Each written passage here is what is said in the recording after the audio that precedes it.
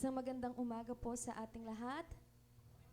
Purihin po ang ating Panginoon at muli po tayong binigyan ng ating Diyos ng kalakasan at magsama-sama po tayong purihin siya sa umagang ito. At bago po ang lahat, tayo po ay magkaroon ng sandaling panalangin.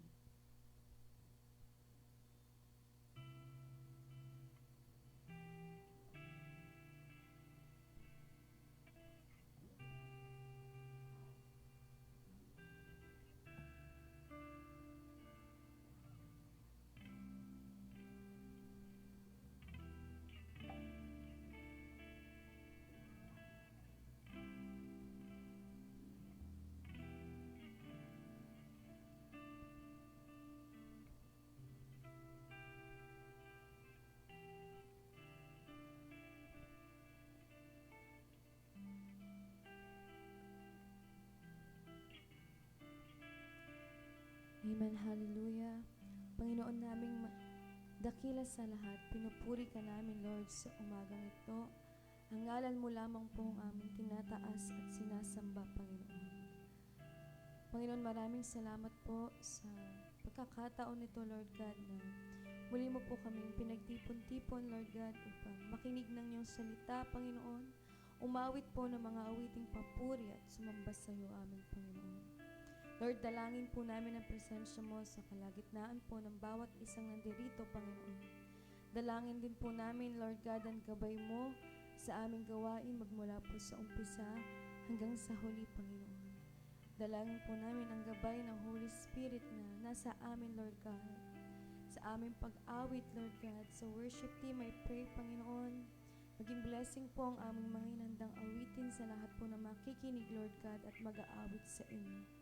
Ganon din po sa magbabahagi ng iyong salita. Lord, I pray, Panginoon, bigyan mo po siya ng knowledge and wisdom na kanyang kailangan, Lord God. Spread your word sa amin, Panginoon. At ganon din po sa lahat po na nandirito, Panginoon. Buksan mo po ang aming puso't isipan para sa inyong salita at pagpapala, Lord. Hayaan niyo po kaming maintindihan, Panginoon, ang mga salita mo, Panginoon. May tatak po sa aming puso't isipan at magamit po namin sa aming pamumuhay. Panginoon, tinataas ka namin sa umagang ito, pinasasalamatan ka namin, Lord God, sa isang linggo, Panginoon, ang iyong pagpapala at pag-iingat sa amin. San man po kami nagpunta, Lord God, ginabayan mo po kami at ang iyong favor, Lord God, ay kasama namin, Panginoon. Panginoon, maraming salamat po sa umagang ito. Ikaw lamang po ang aming pinupurit sinasamba. Sa pangalan ng aming Panginoong Jesus. Amen and amen. Kaya naman po inanayahan namin ang lahat na magsitayo po para po sa pagbasa ng salita ng ating Panginoon. Sabi nga po sa awit 86 verse 12, O Panginoong Diyos, buong puso'y laan, pupurihin kita magpakailanman at ihahayag ko iyong kadakilaan. Amen. Purihin po natin ang ating Panginoon. Amen. Hallelujah. Handa na po ba tayong magpuri sa ating Diyos? Amen. Ipalakpak po natin ang ating kamay at sumabay po tayo sa awitin ng Makalangit.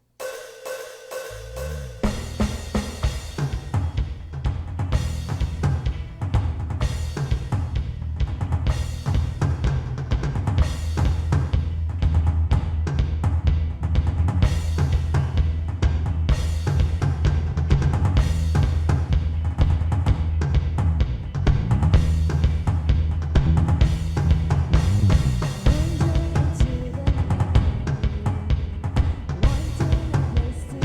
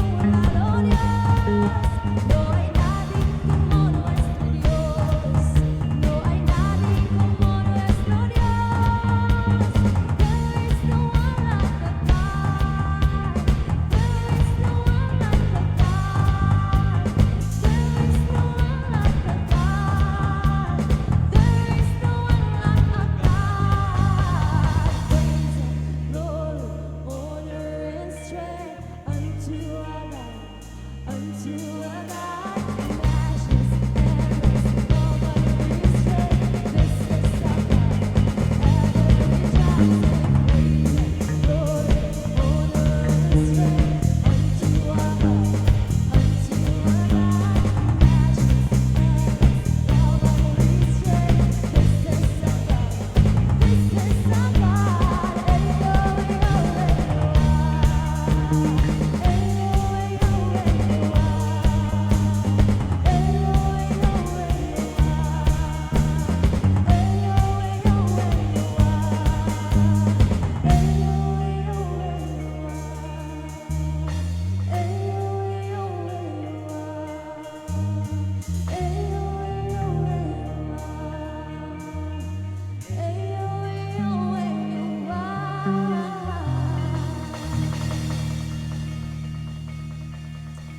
Purihin po ang ating Panginoon. As Jesus, sa'yo lamang po lahat ng papuri at pagsamba. Purihin ka, Panginoon, sa umagang ito, Lord God.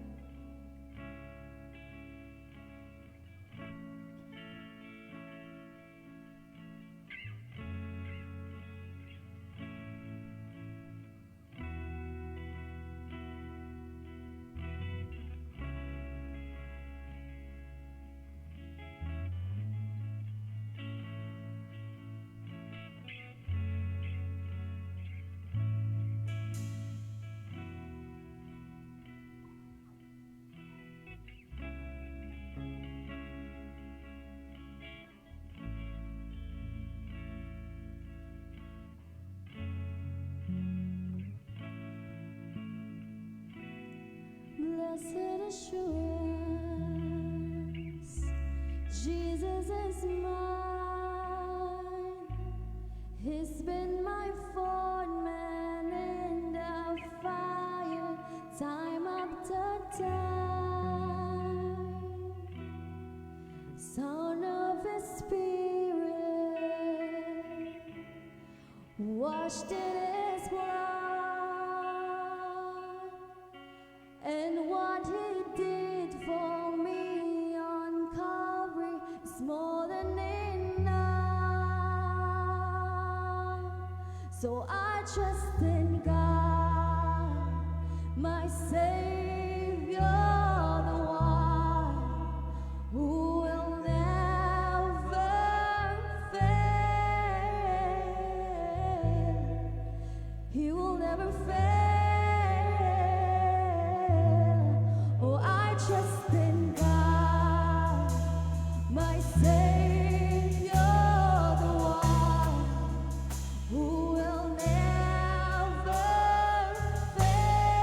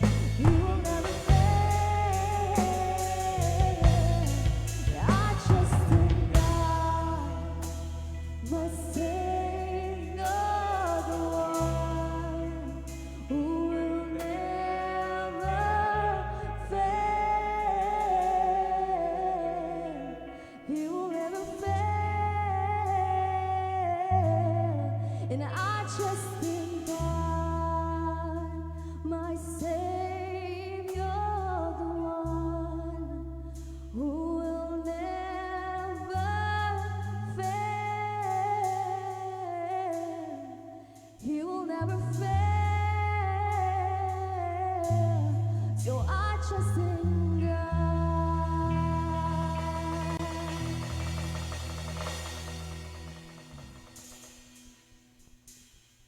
Amen. Patuloy po tayo sa pag-awit sa ating Panginoon.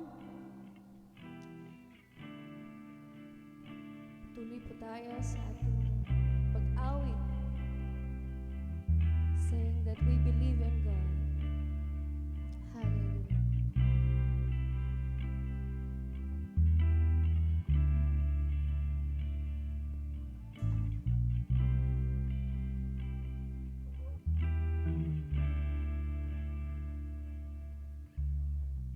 They say this mountain can't be moved.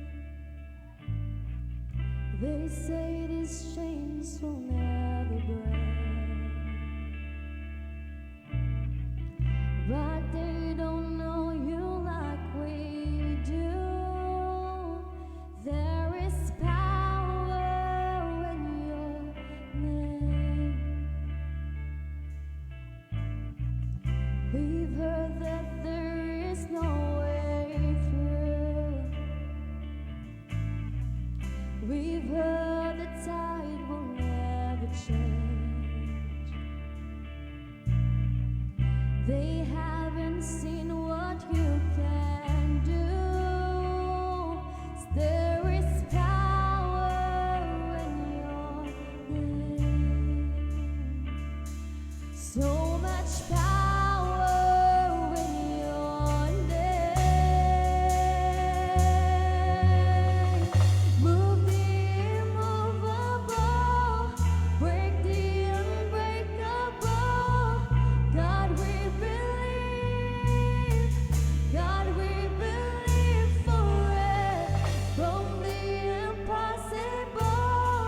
We'll see a miracle. God, we believe.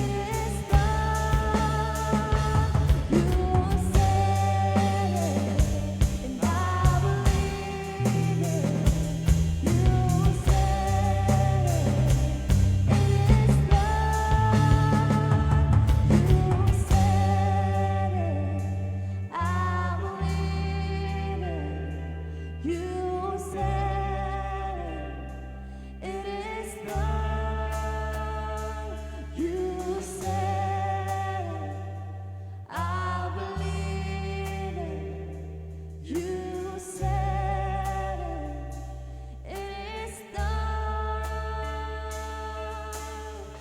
Move the immovable, break the unbreakable. God, we believe. God, we believe for it. From the impossible, we'll see a miracle. God, we believe. God, we believe for it. Move the immovable, break the unbreakable. God, we believe. God, we believe for it. From the impossible, we'll see a miracle. God, we believe. God, we believe. You said it, and I believe it. You said it, it's done. You said it, I believe it. You said it, it's done. You said it, I believe it. You said it, it's done. You said it, I believe it. You said it, it is done. Amen. Hallelujah. Palakpakan po natin ang ating Panginoon. Let's all pray together. Father God in heaven, Lord, we thank you, Lord God, for this morning. Salamat po, Panginoon, sa inyong presensya. Pinupuri ka namin, Lord God. Sa iyo lamang po lahat ng aming papuri at pagsamba. Panginoon, we believe in you, Lord God. We thank you for the answered prayers, Panginoon. We thank you, Lord God, for all the testimonies, Panginoon, na ginawa mo sa buhay namin, Lord God. Na magsisilbi, Lord God, na paalala sa bawat isa, Lord God, kung gaano ka po kabuti sa amin, Panginoon, na kailangan po namin ibahagi ang pag-ibig mo na naranasan namin, Lord God. Panginoon, maraming salamat po sa umagang ito. Ikaw lamang ang aming tinataas. Sa ngalan mo lamang, Panginoon, ang aming pinupurit sinasamba sa pangalan po ng aming Panginoon, Jesus. Amen and amen.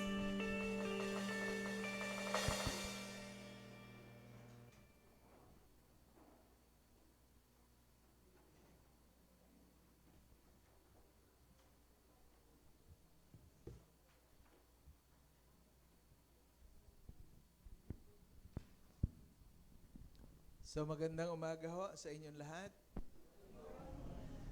Happy New Year and Merry Christmas. Wala ako noong December, kaya ngayon na lang yung bati ko sa inyo. Tayo po ay manalangin sandali. Let us all bow our heads. Dumulog tayo sa Panginoon. Let us pray. Salamat, Panginoon, sa isang buong taon ng pag-iingat, proteksyon, kalinga, probisyon, at pagkakaloob sa lahat ng aming mga pangailangan. God, Ikaw talaga ang aming Ama. Jesus, Kayo talaga ang aming tapat na kaibigan. As we come before you, as we feed from the goodness of your word, open our minds and our hearts, Lord, to receive the truth from you. Pakanin mo, Panginoon, ang aming mga kaluluwa na nauuhaw at nagugutom sa salita mo. Marami kaming kinaharap throughout the week. Kabigatan, hamon sa buhay. But you're always there with us. Hindi mo kami iniwan o pinabayaan man. And dear Holy Spirit, sa iyo kami nagtitiwala. Sa iyo kami umaasa, mahal naming banal na Espiritu Santo. Speak to us. Hayaan mong maging sariwa ang katotohanan ng mga salita na aming mapapakinggan. To feed our souls. To nourish our souls. To refresh our souls, Panginoon. We humbly come before you and we give you back all the praises, glory, and honor. In Jesus' mighty name alone. Amen. Palakpakan po natin na malakas ang ating Panginoon. So, ang naka-assign po sa akin na tatalakayin ay yan po ang paksa, no? The landmarks of God's faithfulness. Joshua 4 verses 1 to 9. At basahin po natin yung salita ng Diyos bilang paggalang, tayo po ay tumayo.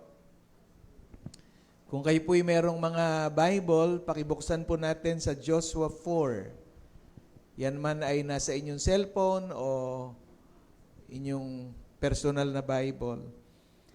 Joshua 4 verses 1 to 9. Ako po ang babasa sa verse 1. Sabi po sa malalim na salin sa Tagalog, Joshua 4 verses 1 to 9.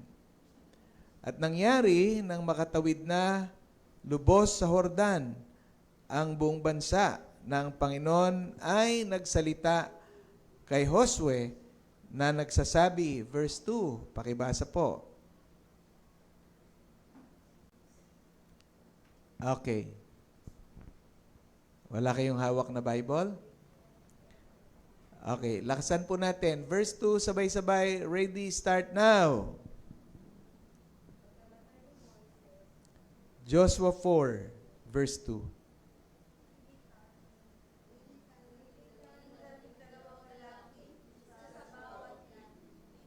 Okay?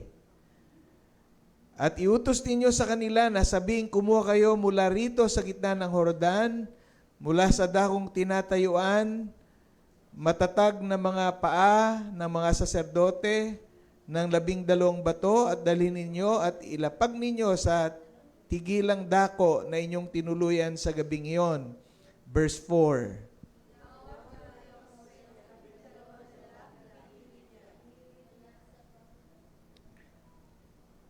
At sinabi ni Josue sa kanila, dumaan kayo sa harap ng kaban ng Panginoon ninyong Diyos sa gitna ng Hordan at pasanin ng bawat isa sa inyo ang isang bato at sa kanyang balikat ayon sa bilang ng lipi ng mga anak ni Israel. Verse 6.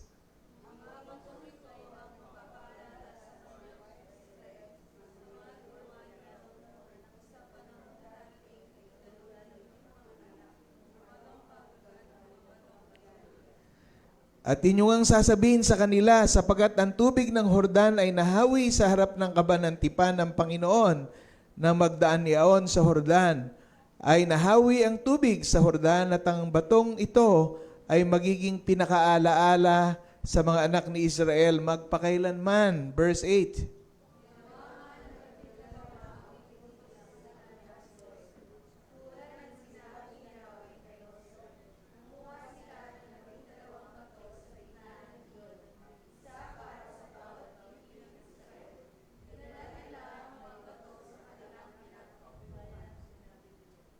Okay, verse 9. At si Josue ay nagpabunto ng 12 bato sa gitna ng Hordan sa dakong tinayuan ng mga saserdote na nagdala ng kaban ng tipan at nangan doon hanggang araw na ito. Ang Diyos ang magpala sa pagkabasa ng kanyang banal na salita. Makakaupo na po tayo.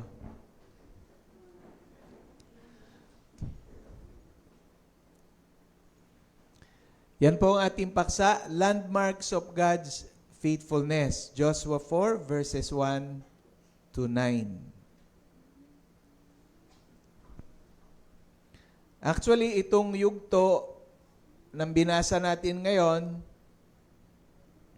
Sa Joshua 4:1-9 ay yung aspeto na papasok na sila sa lupang pangako. Na? Pero yung simula sa pagkaalipin sa Egypt, pagpapalaya, yung mga plagues, pero yung matinding himala na yung dagat na pula ay hinati. Hindi nakita nitong mga henerasyon na to. No, hindi nila nakita kasi ang nakita lang nila yung hinati yung Jordan. Hinati yung Jordan River. No? Pero hindi nila nakita yung Red Sea. Na? Kumbaga, yung intensity ng miracles after miracles dinanas ng mga sinaunang matatanda. At sila ay nagpaikot-ikot sa ilang for 40 years. At binigay na sa kanila itong lupang pangako na to. Kaya lang yung 10 espiya, 2 ay may matibay na pananalig sa Diyos. Sabi, lusubin natin. Pero yung report ng 8, negative. So mas naniwala sila sa negative reports. Nakalimutan nila na yung Diyos na makapangyarihan sa lahat, kasama nila. Nakalimutan nila nung binubuhos ng Diyos ang mga salot sa Egypt. Pero ni isa sa kanila ay hindi naapektuhan nitong salot na to. Nakalimutan nila nang wala na silang masusulingan, sa kaliwa ay bundok, sa kanan ay bundok, sa gitna ay dagat. Nakalimutan nila kung paanong hinati ng Diyos ang dagat na pula.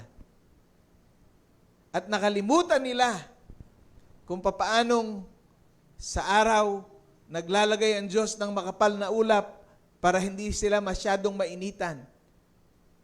Nakalimutan nila na sa gabi ay meron ng Diyos ng tinatawag na pillar of fire na siyang nagsisilbi nilang liwanag. Nakalimutan nila na walang tubig sa disyerto at ang Diyos nagpapabukal kung saan-saan ang mga tubig na maiinom nila.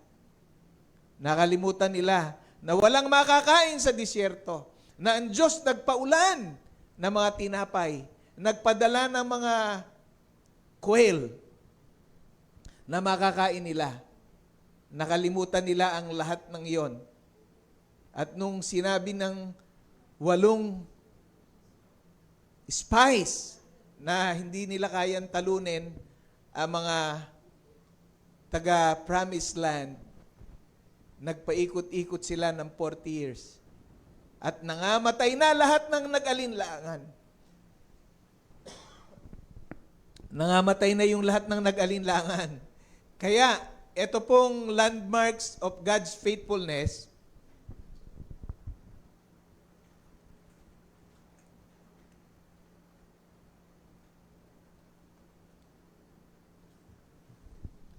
Ito po ay namalas ng mga younger generation.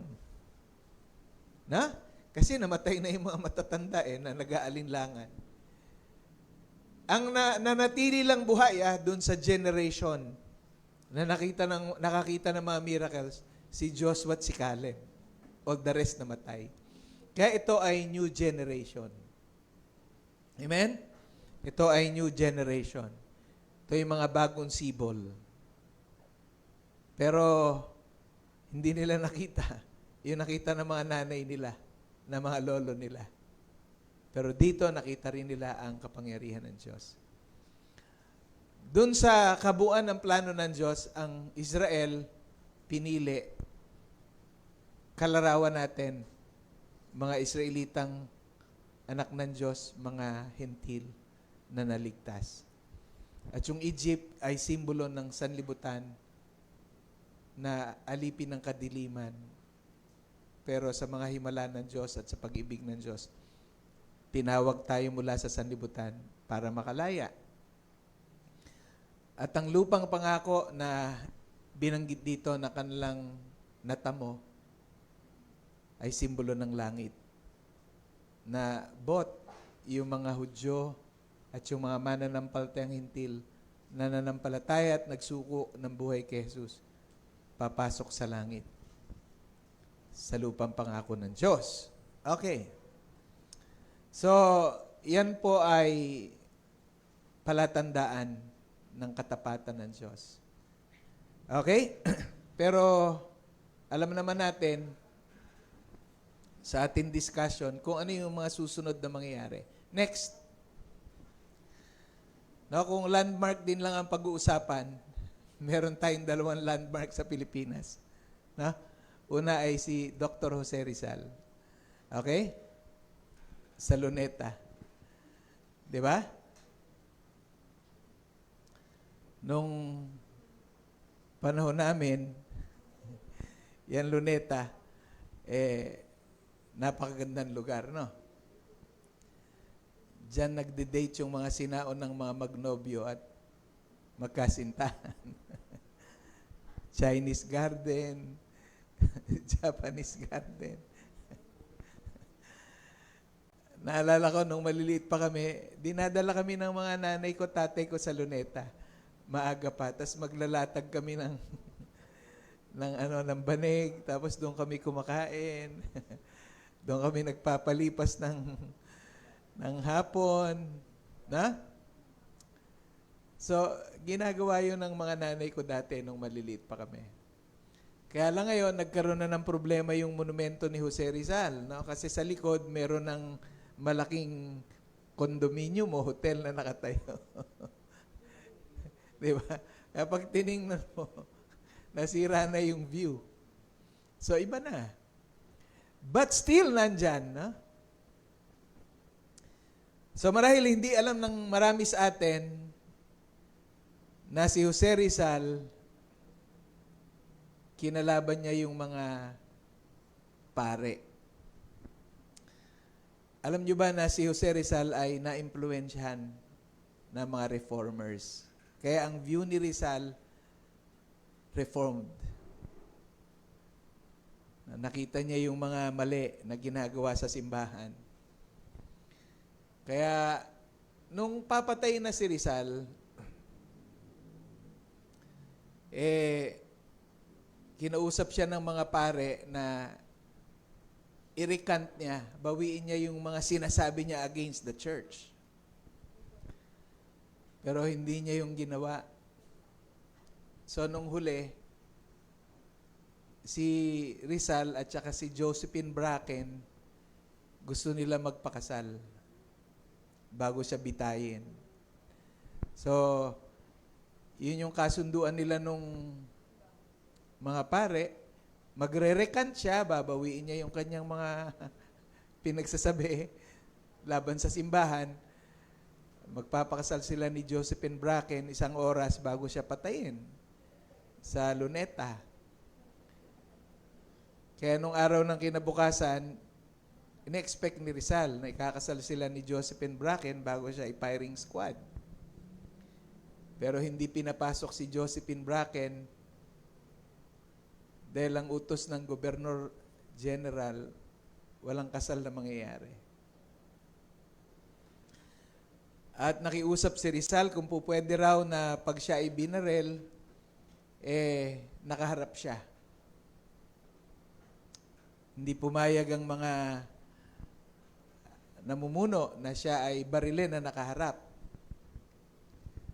Pero alam nyo ba, nung si Rizal ay binarel, humarap siya. Hinarap niya yung kanyang kamatayan at hindi siya natakot. Kaya itong si Rizal ay na-impluensyahan ng mga reformers. Yung mga, kasi nag-aral yan sa Europa eh. Di ba? Nag-aral yan sa Europa. Kaya ang view niya, nakuha niya yung reform view. Okay? Pero hanggang ngayon, nandiyan pa rin yung Luneta. Di ba? At alam nyo, hindi lang sa atin merong monumento si Rizal. Sa China, nagpatayo din sila ng monumento ni Rizal. Dahil ang sabi nila, si Rizal ay lahing Inchik. Okay? Di ba? Tapos ang nakakatawa pa, nung bata pa kami, pupunta ka sa monumento ni Jose Rizal, nandun yung nagbabantay na sundalo. Hindi ka talaga papansinin nun. Patawanin mo, hindi talaga tatao. No? Nagmamarcha pa ikot-ikot. Talaga kahit ano gawin mo, hindi yung kikibo, hindi ka papansinin. Talagang seryoso sila, nagpapalitan ng gwardya. Hindi ko lang alam ngayon. Meron pa rin bang gwardya na nagmamarcha pa ikot? Meron pa rin. Hindi na kasi ako napunta. Diba? So mga kapatid, parang ganyan. Yung inutos ng Diyos doon sa panahon ni Joshua na naglagay sila ng 12 bato sa gitna ng Jordan River at naglagay sila ng 12 bato doon sa pangpang para kung magtatanong yung mga anak, maalala yung ginawa ng Diyos sa kanila. No? At hindi lang si Rizal ang merong monumento. No? Doon sa LRT, sa monumento. Kaya hindi na ituloy ng MRT na palampas doon sa monumento dahil hawak ni Bonifacio yung itak. Sabi, hanggang dyan lang kayo, subukan yung tumawid. Di ba? Hanggang doon lang. Talaga, hawak ni Bonifacio yung itak. Hanggang dyan lang kayo, subukan yung tumawid. Di ba?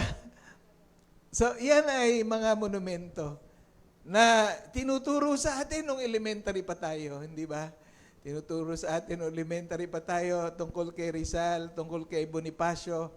Pero alam natin na nagpapatay din kay Bonifacio, kapwa Pilipino. Ang nag-traitor din sa kay Bonifacio ay kapwa Pilipino. Di ba? So, parang ganyan yung pinag-utos ng Diyos kay Joshua na gagawin. Next. Kaya lang, sabi nga natin, ano yung nangyari ayon sa Judges 2:10? Tingnan nyo. And all the generation also were gathered to their fathers, meaning namatay. Yung mga, yung pumasok dun sa lupang pangako na naglagay at nakakita ng monumento, namatay. Namatay na sila. And there arose another generation after them who did not know the Lord. Yun yung pinakamasaklap.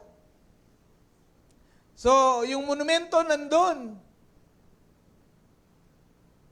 Pero yung susunod na henerasyon, hindi nila kilala ang Diyos. Samantalang tayo, nandyan pa yung monumento ni Rizal. Nandyan pa yung monumento ni Bonifacio. Alam pa natin kung anong ibig sabihin nun. Pero nung namatay na yung henerasyon na nakakita ng himala ng Diyos nung sila'y pumasok sa lupang pangako, yung susunod na henerasyon, hindi nila kilala ang Panginoon, nor the work which He had done for Israel. Yon ang nakakatakot, mga kapatid. Pakinggan niyo ako. Papayagan niyo ba ng inyong mga anak at apo hindi makilala ang Panginoong Hesus? Dahil pag pinutol nyo sa salin-saling lahi ang paghahayag ng mabuting balita ng kaligtasan, ito mangyayari. Ito mangyayari. So anong saysay ng mga monumentong ginawa? Walang silbi. Kaya naman sa Psalm 78 verse 4, God calls us to tell the future generation of God's praise. Amen. Hinahamon tayo ng Diyos na sa salit-saling lahi hindi dapat maputol ang ating paghahayag sa kanila ng kabutihan, kapangyarihan at papuri sa Diyos nating makapangyarihan sa lahat. Amen. Ipangako natin sa sarili natin yan. Tayo mga lolo, na sa mga apo natin, ituturo natin sa kanila. Na sa mga nanay at tatay, ituturo natin sa kanila at yung mga bata na magiging mga nanay at tatay, magiging lolo, hindi mapapatid ang ating pagtuturo sa kanila from generation to generation. Amen. Kasi sinasabi ng 2 Timothy chapter 3, verses 1 to 5. Ano sabi doon? Describing perilous times, yung mapanganib na panahon. Nangyayari na ngayon yan. People loving self more than God. Mas mahal ng tao sarili niya kaysa sa Diyos. Emphasizing the need to teach faith.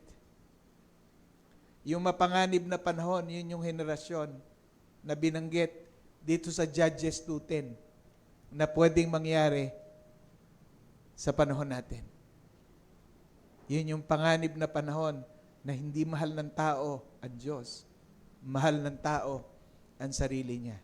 Tanong, mas mahal niyo ba ang sarili niyo kaysa sa Diyos? Mas mahal niyo ba ang sarili niyo kaysa sa Diyos?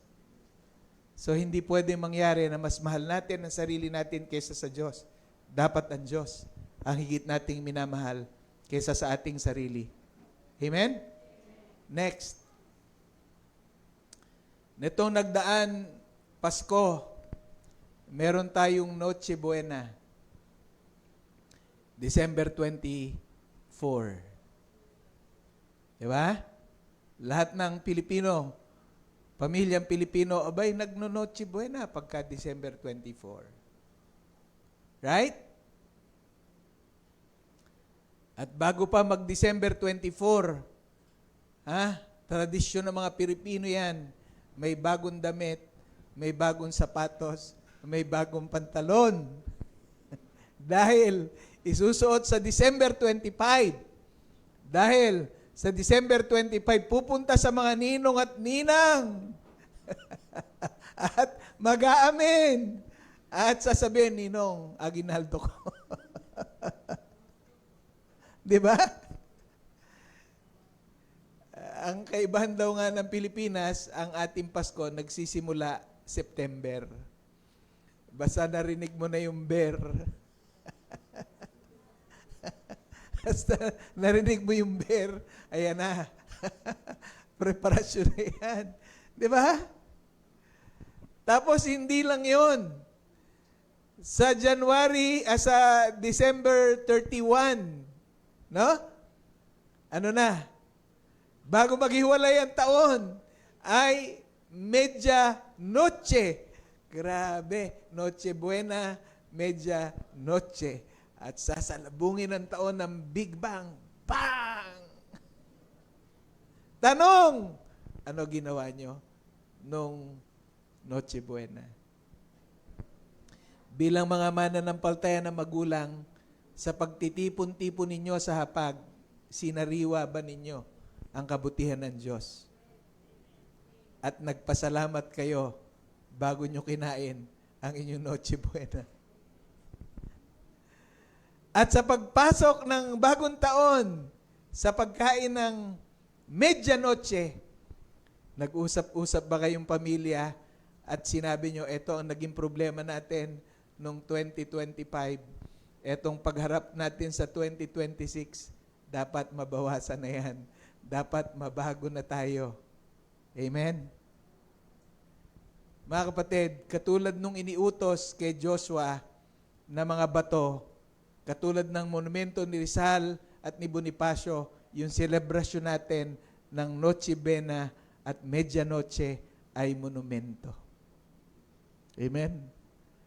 Paalaala sa kabutihan ng Diyos. Kaya lang ang problema, next. Ang problema, balik natin muna, sorry. Ang problema, ang Pasko, ginawang negosyo. Na? Ginawang negosyo ang Pasko. Yun ang katotohanan. So kahit kailan, huwag nating hayaan na ang manaig ay ang maling motibo ng negosyante sa pagdiriwang ng Pasko. Kundi ang manaig sa atin ay ang tunay na kahulugan ng Pasko. Next. Kasi sa Pilipinas mo lang makikita na meron tayong Noche Buena at meron tayong Medianoche. Sa Pilipinas mo lang makikita na meron 2 Pasko. Only in the Philippines. Okay? So una, yung Pasko ng pagsilang ni Jesus. Right? Nabanggit ko kanina na kino-commercialize masyado ang Pasko. Ha? Andiyan na ang mga ham. Ham. Di ba? So lahat ng mga materials ng sanlibutan, na masyado nang pinopromote pag magpapasko. Pero ang Pasko, mga kapatid, tingnan niyo po, ang Pasko ay ano? Saan ka nakakita na ang anak ng Diyos, nung siya nagkatawan tao,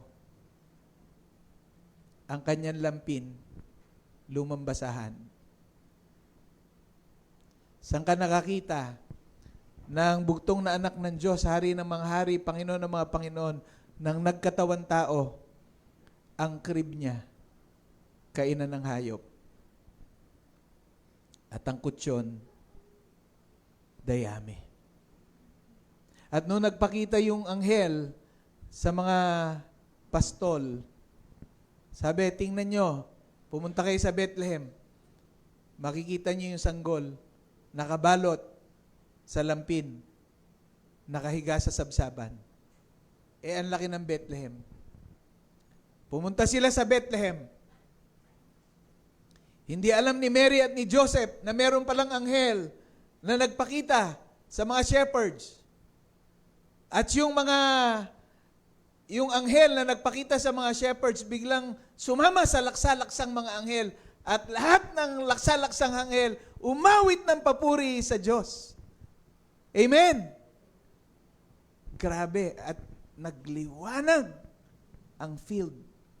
Dahil for the first time, after naglaho ang kaluwalhatian ng Diyos, after 4,000 years na pinanganak si Jesus ayon sa pangako ng Diyos, muling lumitaw ang kaluwalhatian ng Diyos sa kalagitnaan ng madilim na sanlibutan. Palakpakan na malakas ang Panginoon. Amen! Iyon ang pagpapakita ng kababaan ng ating Panginoon. At sabi ng anghel, pumunta kayo sa Bethlehem. Maluwang ang Bethlehem. Makikita nyo yung sanggol nakabalot ng lampin, nakahiga sa sabsaban. Sabi ng mga shepherds, alina kayo! Pumunta tayo! At alam nyo po, nung panahon na yon, gumagana na ang mga marites. Kasi anong ginawa nila para mahanap? Saan ba rito merong pinanganak na sanggol sa sabsaban? Na? Maluwang Bethlehem eh. Saan ba rito? Kasi yun lang yung sign. Amen? Yun lang yung sign. Saan ba rito meron sanggol na pinanganak sa sabsaban? Sabi ng mga marites, dumiretso kayo dyan, kumanang. Nakita kayo ng mga alagaan ng hayop. Dun ho! Right? Di ba? Paano nila mahanap kung di sila magtatanong? Kaya, 2 bagay lang yan. Mga marites o si Mang Tano. Magtanong. At nakita nila yung sanggol na nandun sa sabsaban, the only child, the only baby na ang crib, mga kapatid, kainan ng hayop. Sobrang laking pagpapakababa ng ginawa ng ating Panginoong Yesus. Sobrang mahal niya tayo na siya'y nagpakadukha because He loves us so much. Tapos ngayon yung Pasko, commercialize. Di ba? So ang tunay na kahulugan ng Pasko, yan yung monumento natin. Ay yung kaligtasan, pagmamahal ng Diyos, buhay na walang hanggan. Amen? Pero hindi natapos yun. Doon. Kasi po, yung mga shepherds, nung sila yung nagbabantay ng flax sa field, hindi ho yun December. Bakit hindi December? Kasi sa lamig sa bansang Israel, pag December, hindi nyo matitiis tumayo sa labas. Kaya hindi December. Ang birthday ni Jesus. Ang birthday ni Jesus, more probably, March or April. Di ba, ang mahal na araw, minsan papatak ng March, minsan papatak ng April. Ibig sabihin, the day that He was born, or the month that He was born, is also the month that He died for us. Kaya pag pumunta tayo sa nicho, sa sementeryo, dalawa lang makikita mo nakasulat sa lapida, araw ng kapanganakan, araw ng kamatayan. Sinilang tayo pero mamamatay tayo. Pero si Jesus, sa pagkakatawan tao, lubos na nagpakababa, sinilang dahil mamamatay siya, dahil hindi siya mananatiling patay, dahil mabubuhay siya uli. At iyon ang Pasko ng pagkabuhay. Only in the Philippines. Amen! Pasko ng pagsilang at Pasko ng pagkabuhay na muli ng ating Panginoon. Dinagdagan pa ng mga Pilipino yan. Happy Three Kings. No? Okay, next. So, yun ang focus ng tao, no? Si Santa Claus. Grabe. Yun ang natandaan ng bata, si Santa Claus. Nawala na si Jesus. Tapos niloloko pa tayo ng kanta. Dahil pinalalabas nila na si Santa Claus, si Jesus. Ano sabi sa kanta? He knows when you're... Anong kasunod? He knows when you're... Ano? Hindi. He knows when you're sleeping. He knows when you're... He knows when you are. So be good.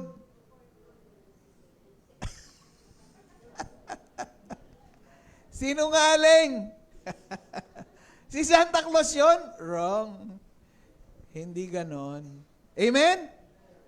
Kaya, wag niyong turuan yung mga anak niyo ng tungkol kay Santa Claus. Tapos, kunyari, lolokohin niyo pa, maglagay ka ng medyas.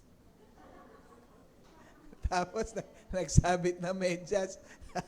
Excited kinabukasan, asan na yung medyas?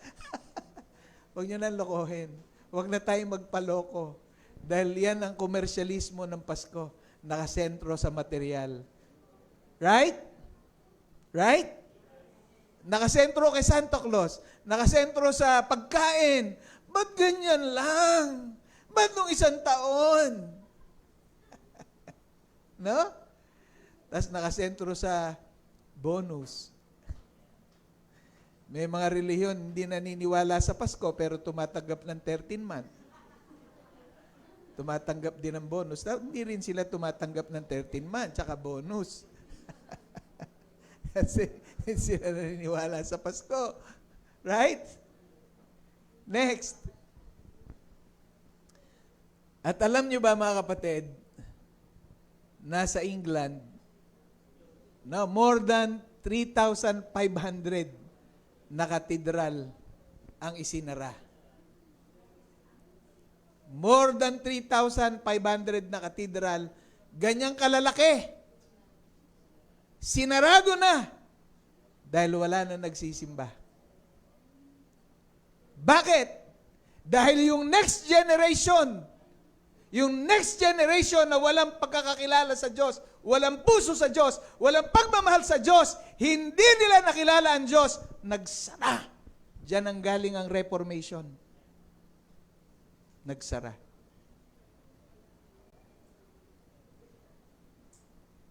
They failed to disciple the next generation. Naputol sa kanila. At alam nyo, nangyayari ngayon yan. Nangyayari ngayon yan sa Korea, South Korea. Sabi ng mga missionaries ngayon, yung mga matatandang missionaries, iba na raw ang mga kabataang Koreano ngayon. Hindi katulad ng mga devotion at dedication ng sinaon ng mga Christian Koreans. Ngayon, masyado nang makabago.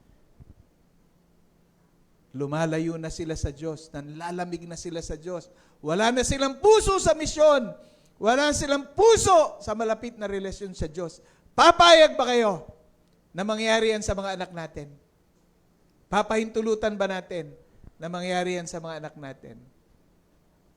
No, no, no, no. Kaya meron tayong responsibilidad. Kaya tuwing Noche Buena, Medianoche, ipaliwanag natin sa kanila ang katotohanan ng mabuting balita ng ating Panginoong Hesus. Amen? Sangayon ba tayong lahat sa napapakinggan natin ngayon?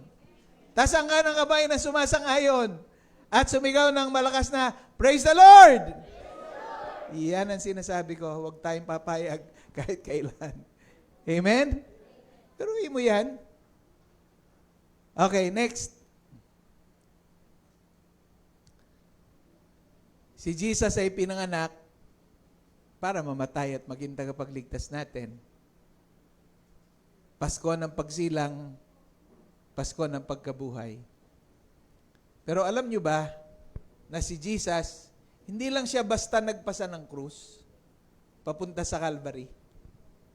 Alam nyo ba na hindi lang basta nagpasa ng krus si Jesus, papunta sa Calvary. Merong mga historical facts. May mga napapaloob na kasaysayan at kwento na binigyang katuparan ng ating Panginoong Hesus habang pasan-pasan niya yung krus papunta sa bundok ng Kalbaryo. Unang-una, nung siya'y naglalakad, pasan yung krus, nadaanan niya yung Bethesda pool. Yung Bethesda pool, merong 5 balkonahe. At ang ibig sabihin ng Bethesda, House of Mercy, House of Grace.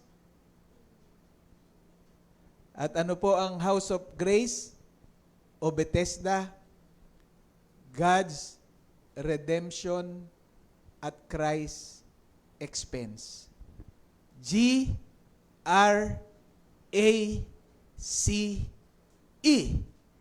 God's redemption at Christ's expense. So unang nadaanan ni Jesus yung Bethesda. Ano yung Bethesda? Doon hinuhugasan yung mga tupa na inihahandog para patayin.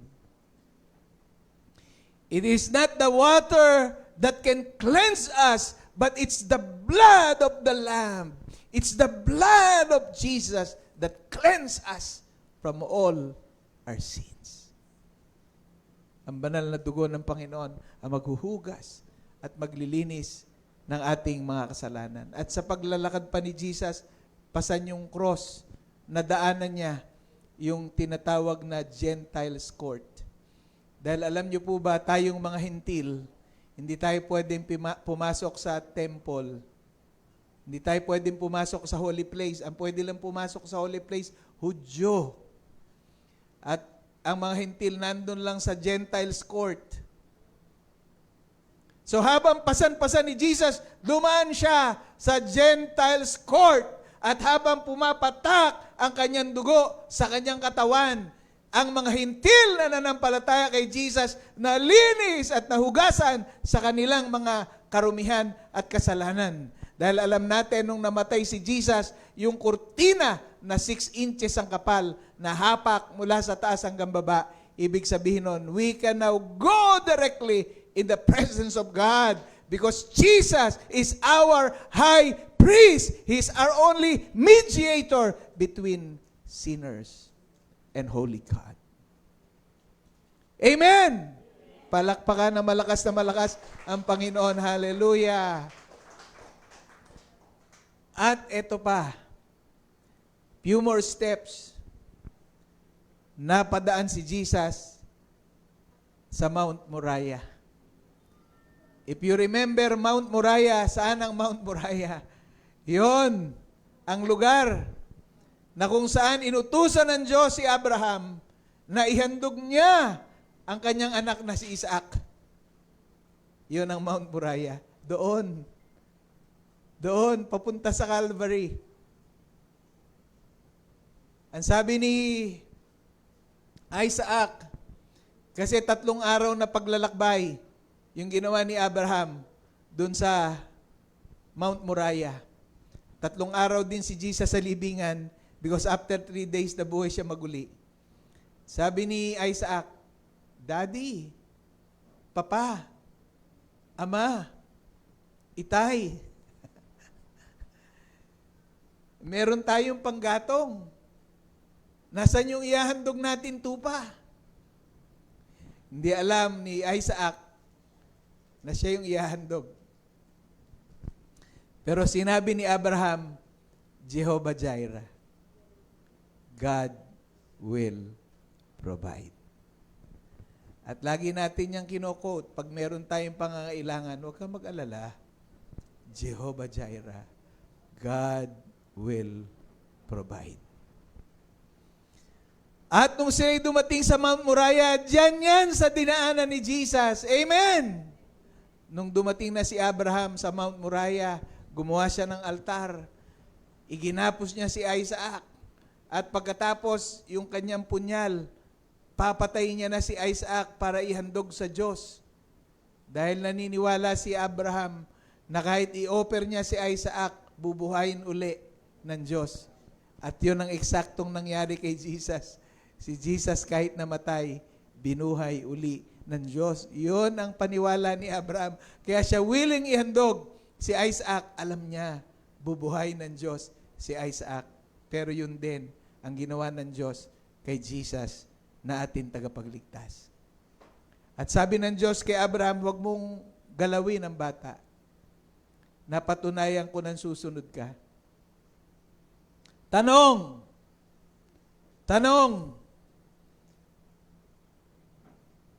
Hanggang saan na extreme na pinag-uutos ng Diyos ang kaya mong sundin?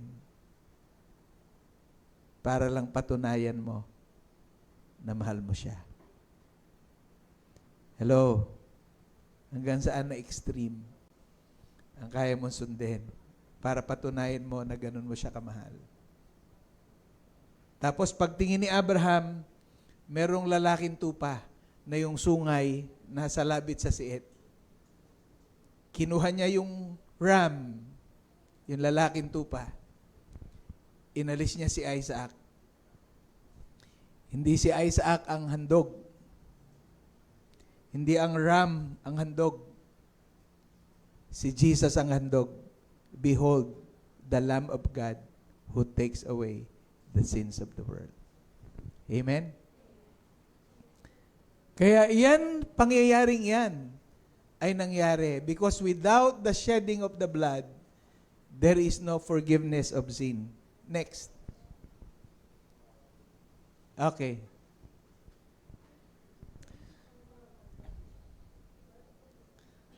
So, si Joshua, meron siyang monumento ng kapangyarihan ng Diyos.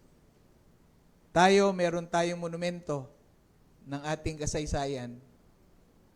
Pero meron din tayong monumento ng kapaskuhan at muling pagkabuhay. Si Apostle Paul, meron din siyang monumento.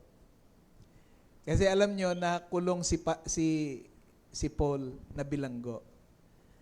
At alam nyo, si Paul, nung siya'y nakabilanggo, ang nagpapapalit-palit na nagbabantay sa kanya, Roman soldier. At yung Roman soldier na yan, yung Roman soldier na yan, natatak sa isip ni Paul. Kaya nung siya nagturo sa mga mananampalataya, ginamit niyang ilustrasyon yung kasuotan ng mga Roman soldiers. At yan po yung tinatawag na armor of God. Na sabi ni Pablo, pinagkalooban kayo ng Diyos ng armor of God. At ano yung armor of God? Yung ating sword ay Word of God. Okay? At yung ating helmet ay salvation. At yung ating breastplate, righteousness. Pinaging banal tayo dahil sa pananampalataya kay Jesus. At yung ating shield, panangga, ay yung ating faith. At yung ating belt of truth. Di ba? At yung ating sandals ay ano? Readiness to share the gospel. Na mga kapatid, akala nyo ba, dahil kabisado natin yan, okay na tayo?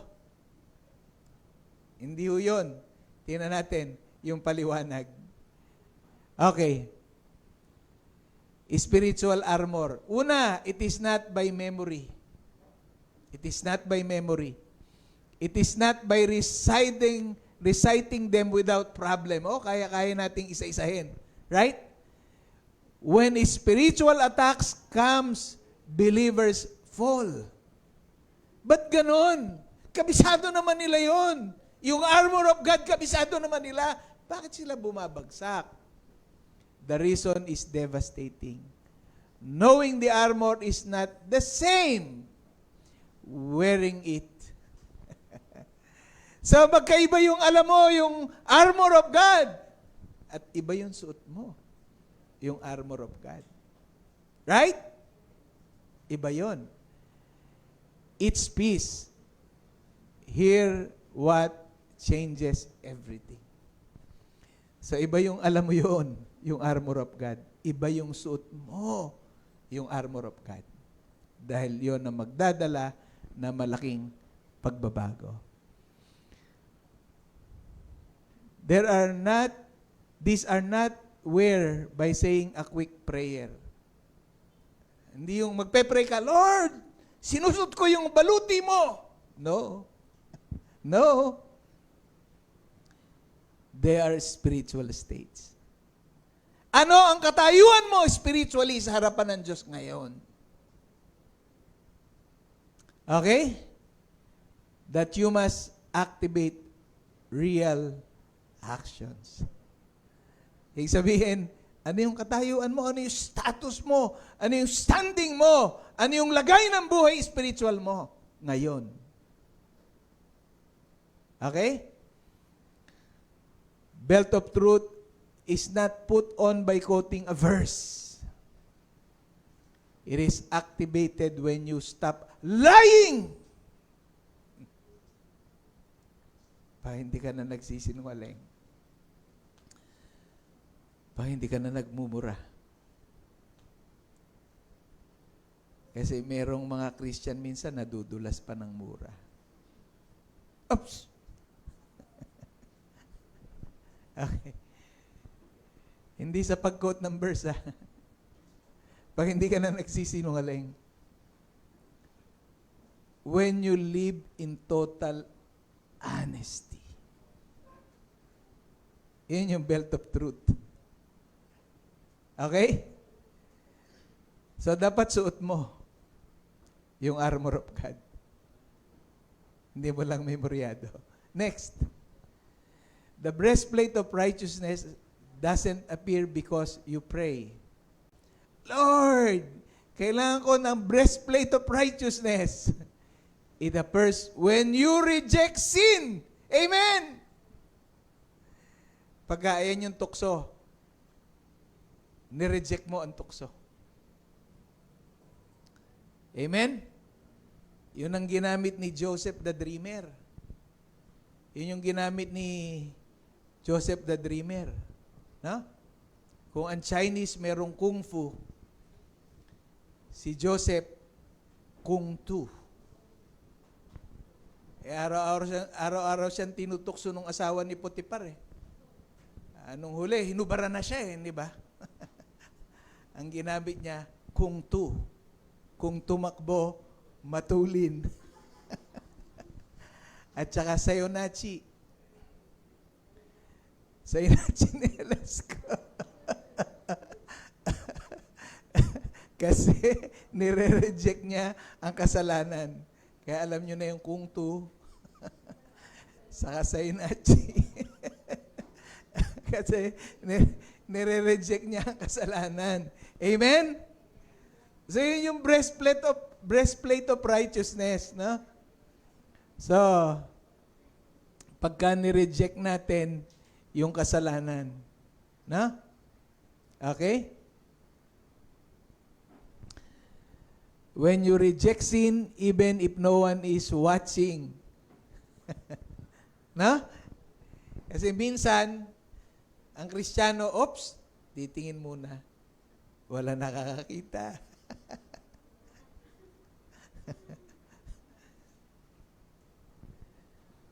Sabi nung mag-amang bulag, yung tatay bulag, yung anak nakakakita. Sabi, anak, wala na tayong makakain, magnanakaw tayo ng mais dun sa tanim ng kapitbahay natin. Akain mo ko. So, inakay nung anak, yung tatay na bulag. Sabi ng tatay, tumingin ka sa kanan, may tao ba? Wala po. Tumingin ka sa kaliwa, may tao ba? Wala po. Tumingin ka sa harap, may tao ba? Wala po. Tumingin ka sa likod, may tao ba? Wala po. Yan. Pwede na tayo magnakaw ng mais. Sabi ng anak, tay, paano po yung Diyos na nasa taas? Di ba? Okay, kahit wala nakakakita. Amen? Yun. Na-activate yun kung ano yung pamumuhay mo araw-araw. Amen? At when you turn off the show, close the website, ano yung website na pinapanood mo, and walk away from the conversation. The shoes of the gospel don't fit knowing scriptures. Yung sandalias, hindi yun kakasya sa paa mo, kahit alam mo pang maigi yung gospel. Okay, bakit hindi yun kakasya sa'yo? They fit when you actually share the good news with someone who needs it. Amen? So, every time mag-share ka ng gospel, kasya sa yung sandalias, hindi dahil marami kang memoryadong talata. The shield of faith doesn't protect you if you only believe in theory. It protects you when you trust God in the middle of real crisis. Amen? Yung shield, hindi yun gagana. No, kung theory lang ang alam mo, pero yung actual na nandun ka sa mabigat na sitwasyon ng buhay at naranasan mo ang tagumpay ng Panginoon. Gumagana yung shield of faith. Amen? Hallelujah. The helmet of salvation isn't secured by church attendance. Ay, nagsisimba ako linggo-linggo, kaya yung helmet ko, ayos ang pagkakalagay niyan. Hindi matatanggal. Okay? It is secured when you remember who you are in Christ. Amen? Hindi mo nakakalimutan kung sino ka dahil kay Jesus. Okay? During spiritual attack.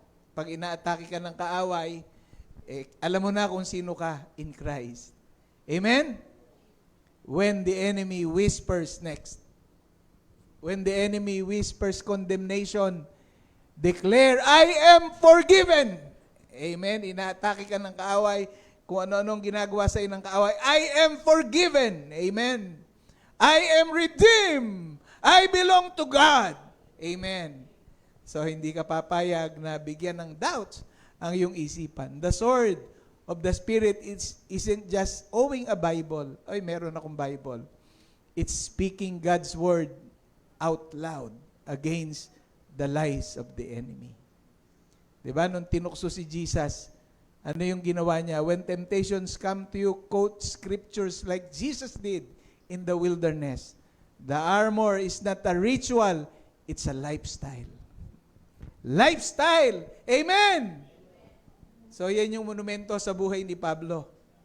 Yun yung monumento na natandaan niya, yun yung monumento na tinuturo niya sa atin. It's a lifestyle. Pamumuhay. If you don't live it, you don't have it, and the enemy knows it perfectly. He doesn't fear Christians who can recite Ephesians 6. He fears Christians who actually walk in the truth. Live in righteousness, share the gospel, and exercise faith. Remember their salvation and wield God's word. Hallelujah. Palakpakan ng malakas ang Panginoon. That's how you really put on the armor of God. Next.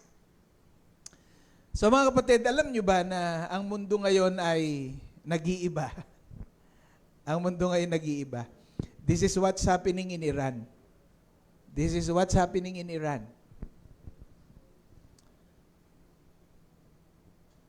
Lahat ng mga cities sa Iran, nagrarally ang mga Iranians. Tinatakwil na nila ang Muslim faith. At yung mga yung mga mosque nila, sinunog na mga nagpo-protesta. At alam nyo, ang mga Christians lalong dumadami sa Iran. Palakpakan na malakas ang Panginoon. Noong December 25, binati ni Trump yung mga extremists sa Nigeria na pumapatay ng Christians. Dahil napatay ng Christians sa Nigeria, 22,000. Binati niya ng Merry Christmas, sabay binomba niya ang kampo nitong mga Muslim extremists. Grabe, no? Pinagtanggol ni Trump yung mga Christians dahil pinagpapapatay yung mga Christians sa Nigeria. December 25, nagpalipad siya ng jet. Markado niya na kung saan nandun yung mga pumapatay na mga Christians. Pum! Pum! Pum! Pum! Patay sila. At sabi ni Trump, pag ginalaw nyo pa ang mga Christians, no? Tapos eto na sa Iran. Alam nyo, sinisigaw ng mga Iranian. Sabi kay Trump, Trump, help us. Sabi sa Israel, kay Netanyahu, Israel, help us. At ang winawagayway nung iba, flag ng Israel. Pero dati, hindi. Ang sinisigaw dyan ng mga tao, death to Israel, death to America. Pero ano nangyari? Ngayon, nagkakaroon ng revival sa Iran. Palakpakan na malakas ang Panginoon. Hallelujah. Sabihin, ginagamit din ng Diyos talaga si Trump. Ha? Kaya sooner or later, yung Iran, no, alam nyo, maraming underground church sa Iran. At lalong lumalakas ngayon ang Kristyanismo sa Iran. At lahat ng mga Muslim world, nakikita nila, oops, ano nangyayari? Di ba? Ano nangyayari? Hallelujah.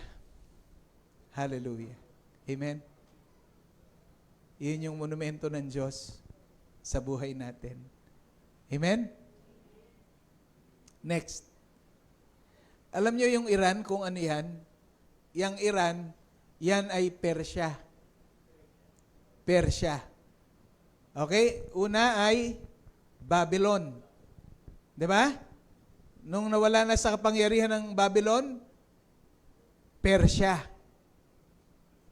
Okay? Nung nawala na sa kapangyarihan ng Persia, ano sumunod? Ha?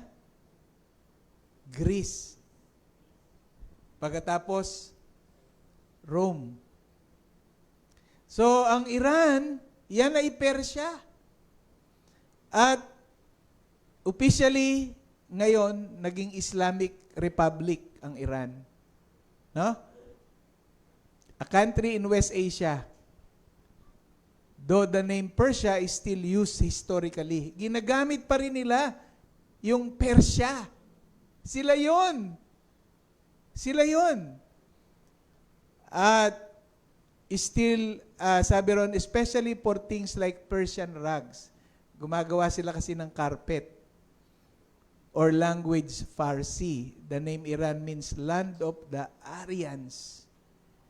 And was officially adopted by the country in 1935. 1935, from Persia, ginawang Iran. Meron palang kasaysayan ng Iran. Next. Alam nyo kung sino sa Persia ang hari na tumulong sa Israel? Si King Cyrus the Great. Ano yung ginawa ni King Cyrus the Great? Tinulungan niya ang mga Israelita. Nag-issue siya ng batas. At anong kanyang in-issue na batas? After conquering Babylon, natatalo ng Persia ang Babylon. Anong ginawa niya? Gumawa siya ng batas. Pinayagan niya ang mga Hudyo umuwi, allowing exiled Jews to return to Judah. At ano pa, hindi lang yon, rebuild the temple in Jerusalem. Grabe. Ito palang Iran, dating Persia, tumutulong sa Israel. So, ni-rebuild yung second temple in Jerusalem. And take back the sacred vessels marking the start of the second temples. Di ba? Anong ginawa ni King Nebuchadnezzar? Lahat ng mga gamit sa templo, kinuha niya. At ang ginawa ni King Cyrus the Great, ibinalik niya sa mga Israelita at muling itinayo ang templo ng Judah. Palakpakan na malakas ang Panginoon. Di ba, ginamit din ng Diyos si Nebuchadnezzar? Di ba, ginamit ng Diyos si Daniel, si Shadrach, Meshach, Abednego. Tapos ginawa ng Diyos, pinarusahan niya si Nebuchadnezzar, mayabang kasi, nagmamataas para siyang Diyos. Nabaliw. Di ba? Naging parang hayop. Pero tuminuuli ang isip. Pero ang tumalo sa kanya, si King Cyrus the Great. Ng Iran dati, ng Persia dati, Iran na ngayon. Pero ngayon, mga kapatid, bumabalik dyan sa kasaysayan. Dahil si King Cyrus kumikilala sa Diyos. Amen? Nakita niyo paano ginagawa ng Diyos? So naniniwala tayo makapangyarihan yung Diyos natin? Naniniwala tayo na walang imposible sa Diyos? Hallelujah. Praise the Lord. Second Temple period, resurgence of Jewish life, muling nabuhay na ang mga Hudyo. With later Persian kings like Darius, si King Darius.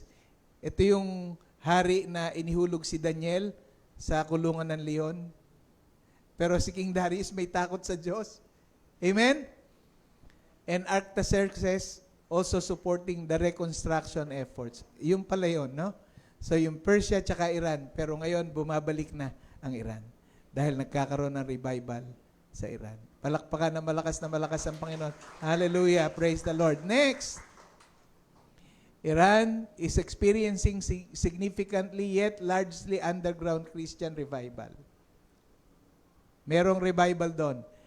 With estimates of Muslim converts reaching into millions. Wow. Millions na mga Muslim nakakakilala sa Panginoon, making it potentially the world's fastest growing church despite the intense government persecution driven by disillusionment with Islam.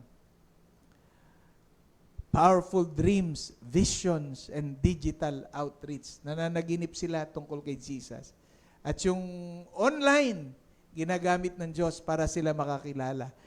And compelling testimonies of transformed lives, yung mga patotoo ng mga Iranian na naging tapat na Kristiyano, found in house churches. This growth is happening through secret house churches and online networks, fueled by search for authentic faith and purpose beyond the state enforced religion. Even the regime cracks down, viewing Christianity as a threat. Next.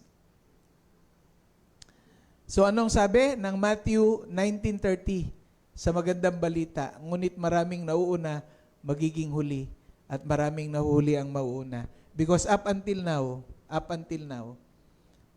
ang believer pa lang, ayon sa internet, ang believer pa lang sa Hudyo, 100,000.